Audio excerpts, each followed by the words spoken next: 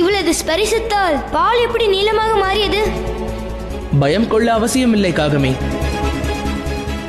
ஆலகாலியில் வந்துவிடும்.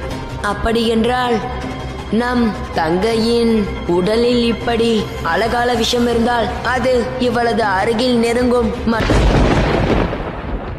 இந்த பெண்ணை நீ காப்பாற்றியதன் மூலம் பெரும் தவறு செய்து விட்டாய். ஏனெனில் இந்த பெண் பிறப்பிலேயே தீய எண்ணங்களுடன் பிறந்து கூட இந்த ஆலகாலத்தை ஏதும் செய்ய இயலாது.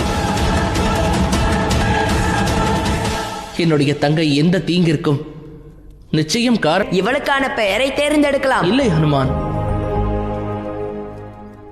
குழந்தையின் பெயரை பெற்றோர்தான் சூட்ட வேண்டும்.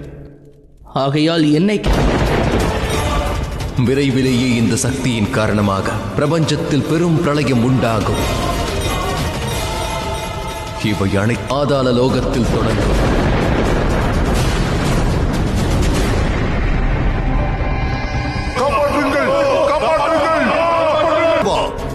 எங்கள் அசுரர்கள் அப்படி என்ன தவறு இழைத்து விட்டார்கள்?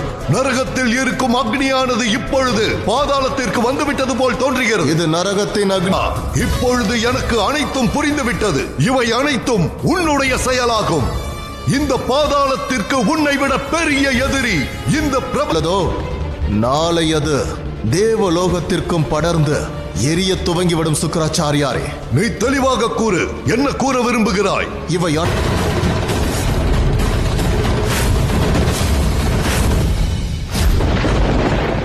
சனியின் தங்கை ஆலகாலத்தால் ஏற்றுக்கொள்ள தயாராகவே இல்லை.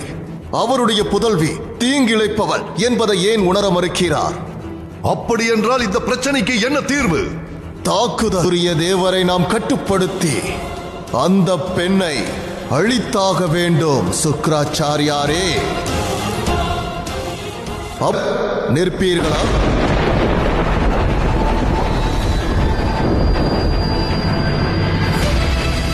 பாதாளம் மற்றும் அசுரர்களால் உன்னுடன் நான் நிற்பதற்கு முதலில் நீ எனக்கு உரிய சாட்சியை அளித்தாக வேண்டும்.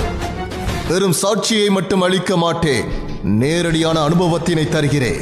அதன் பிறகு அந்த பெண்ணை அழிக்க வேண்டும் என்று தாங்களே கூறுவீர்கள். பேரழிவிற்கு விழா எடுப்பதை இப்பொழுதுதான் முதன்முறையாக பார்க்கிறேன். இன்று